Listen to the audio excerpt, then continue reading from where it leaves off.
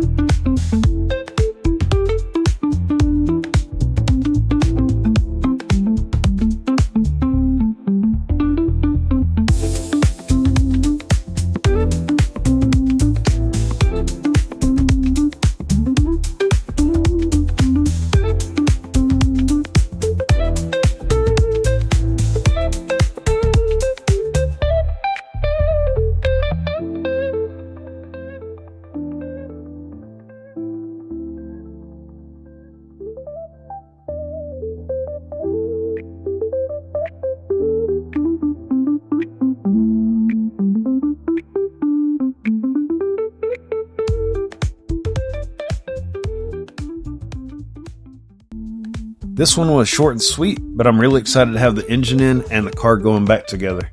I've got a bunch of footage to edit and upload this week to get you guys caught up on where the build's actually at. So stay tuned, and I'll keep the videos coming.